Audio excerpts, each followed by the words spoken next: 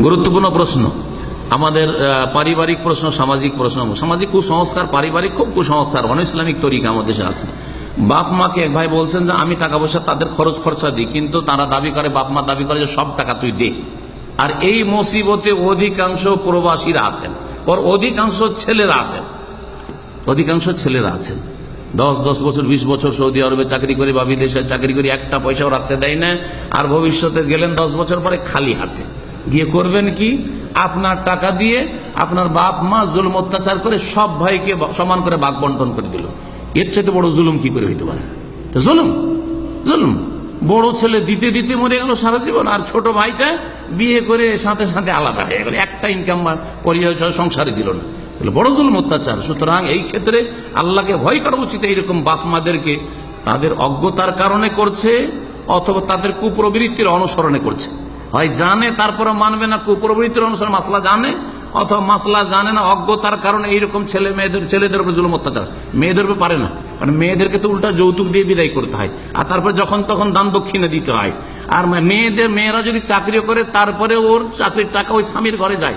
মেয়ের টাকা পয়সার উপরে লোভ দেখাইতে পারে না, কিন্তু ছেলের উপরে বেশি জুলুম চালে আমাদের দেশের বাপেরা মায়েরা। আল্লাহ পাক ওদেরকে হেদায়েত দান করেন, জানে না মাসলা, অথবা বললাম যে কুপ্রবৃত্তির অনুসার হাওয়া পরাস্তি বলা যেতে পারে। সেজন্য যেটা ফরজ সেটা শোনেন, ছেলের জন্য অথবা মেয়েদের জন্য।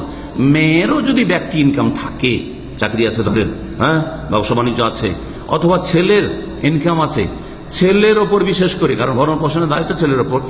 ছেলে আর বাপ মার কাছে নিজের ব্যক্তি মালিকানায় এত সম্পদ নেই যে সংসার চলবে।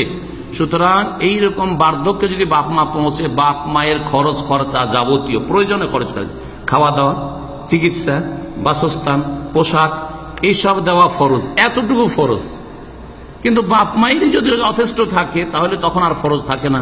মাঝে মধ্যে কিছু দিলেন খুশি করার জন্য, রাজি করার জন্য, এতটাই যথেষ্ট, এর বেশি কিছু ফরজ নয়। আর বাকি সব টাকায় বাপ মা নিয়ে নেবেন, নিলে আমানত।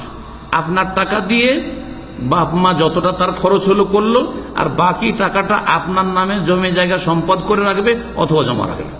কিন্তু আপনার টাকা আমার টাকা নিয়ে ভাইদেরকে দেবে, বলবে যে ঠিক আছে আমার নামে প্রপার্টি হইলো, তোর মায়ের নামে হইলো, আর তোরা 5 ভাই মিলে ভাগ পাবি। এটা হারাম কাজ। তাহলে ওদের কাছ থেকে, আমার কাছ থেকে 10 বছর ইনকাম নিলে ওই বাকি ভাইগুলোর কাছে 10 বছর ইনকাম নিতে হবে। এটা নিশ্চয়তা কেউ দিতে পারবে? আমিও পারবো না। পারবেন? যে আমি আমার বড় ছেলের কাছে 10 বছরের ইনকাম নিয়েছি, সেজন্য মেজো ছেলের কাছ থেকে, ছোট ছেলের কাছ থেকে 10 বছর ইনকাম নেব, তারপর জুদা হইতে দেবো, পৃথক হইতে দেবো। পারবেন? কেউ পারবেন না, এটা কেউ পারবেন না। যার ফলে পারিবারিক জুলুম করবেন না এরকম ছেলেদের ওপর, বরং ইনসাফ করার চেষ্টা করবে। কিয়ামতে সবাইকে আসামি হইতে হবে। অপরাধ করলে আল্লাহর কাছে সবাই আল্লাহর গোলাম, বাপও আল্লাহর গোলাম আর ছেলেও আল্লাহর গোলাম।